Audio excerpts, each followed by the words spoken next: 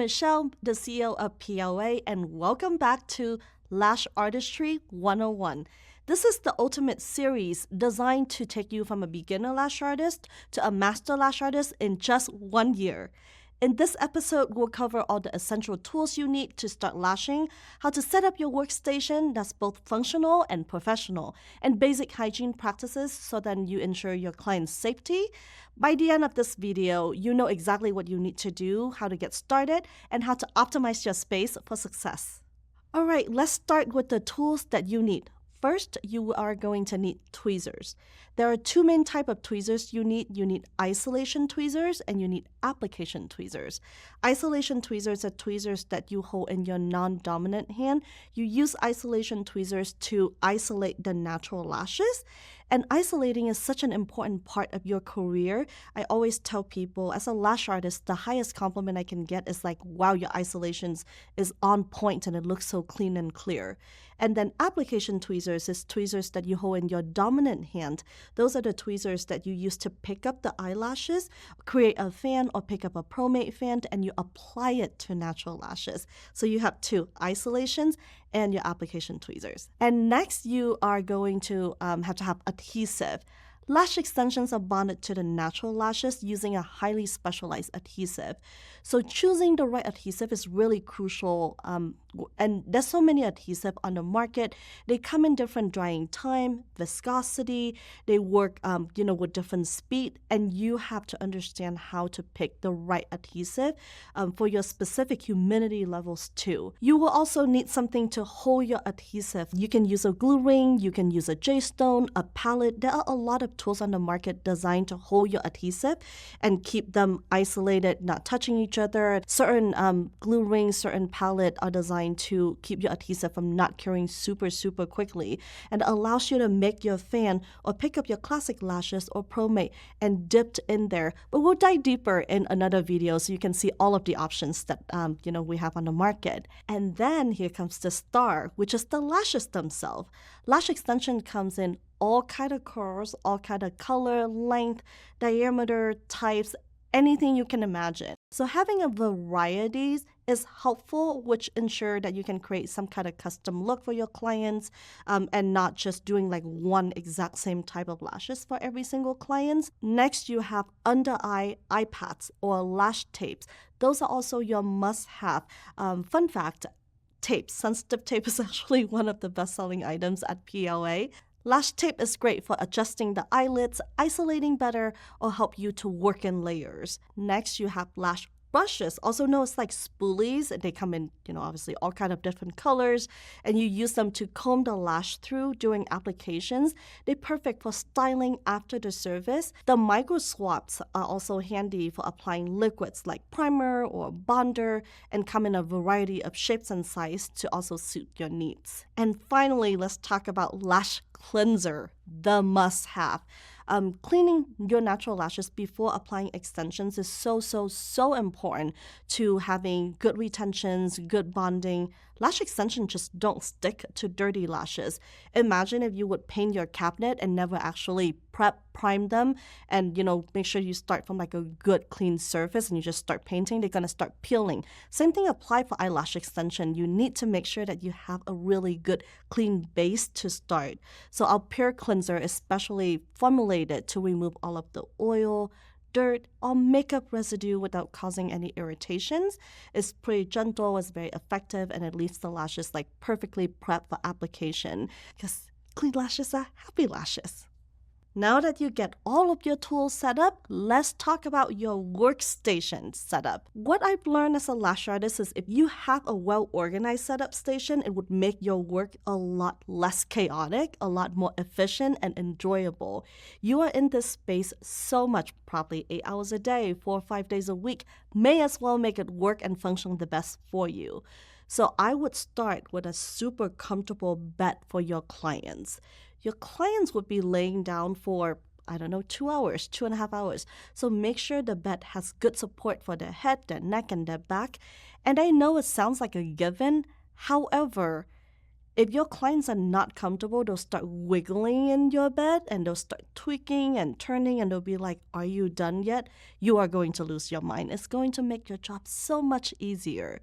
So a basic massage bed is a great starting point, but you can elevate them by adding on like a foam topper, a blanket, a leg bolster. All of those are easy and cheap to add in, but it makes the client's experience a lot easier. And if they fall asleep, all better for you, so you don't have to deal with clients go wiggling the whole way through. It's the worst.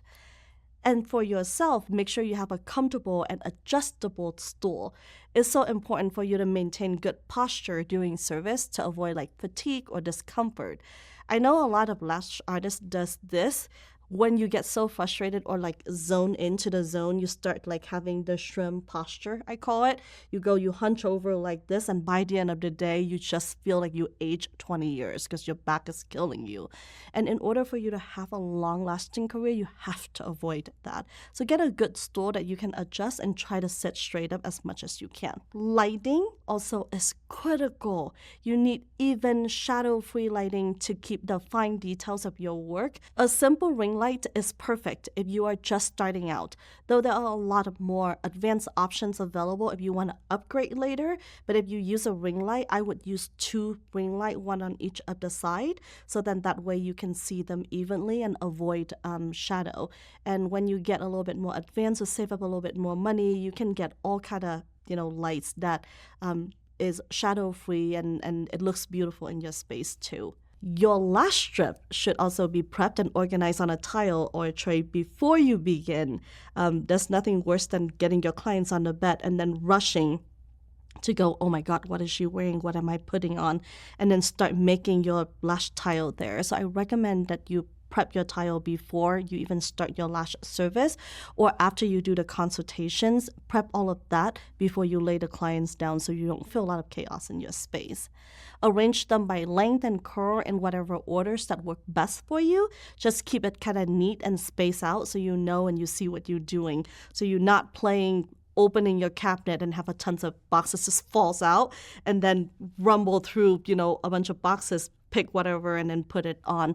Having such an organized space will make your job so much easier and make your mind so much more calm, and your day would just go through a lot smoother. Your adhesive cut setup is also just as important.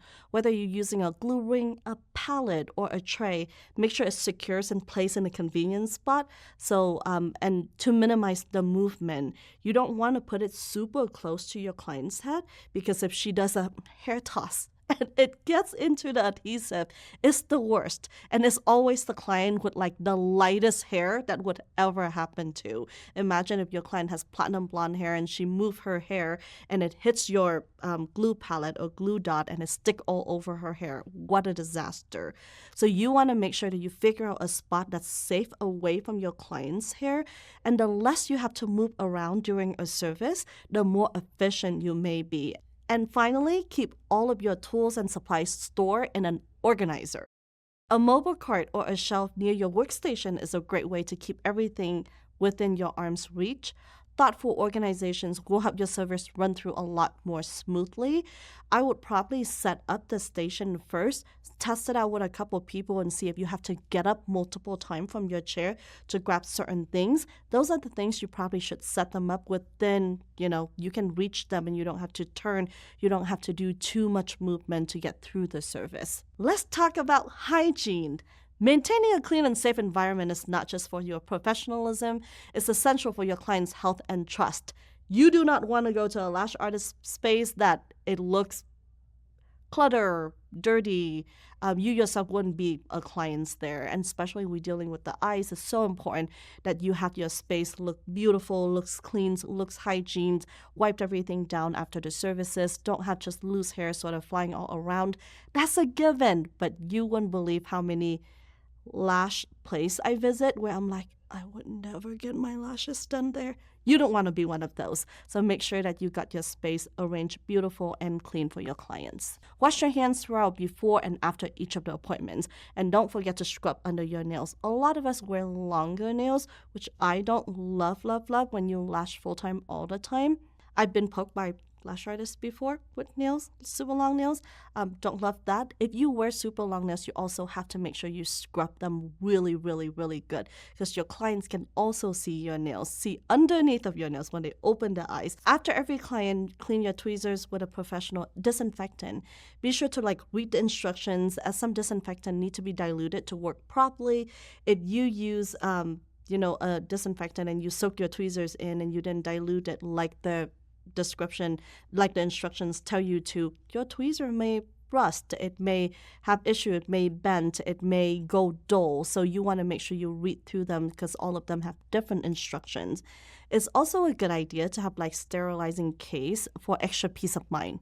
And disposable items like spoolies and the iPads, we never reuse them. Obviously, should never be reused. We throw away after every client. Your workstation also need attentions. You need to sanitize all surface, including the client's bed and stool, and disinfect spray, wiped after every sessions. It is the client experience that you want to sell. You want them to come and feel comfortable, feel clean, feel safe when they come and visit your space to provide a service right on their eyes. Finally, store all of your tools and supplies in clean, sealed container when you are not using them. So proper storage prevents contaminations and ensures everything is ready for your next appointment. Also, you will be State Board's best friend if they come in and look at your space and everything is labeled, put separately, and organized. They just don't bug you anymore. So make sure that you got everything separate, cleaned. These basics should always be followed, but you check your local state requirements too for any specific guideline.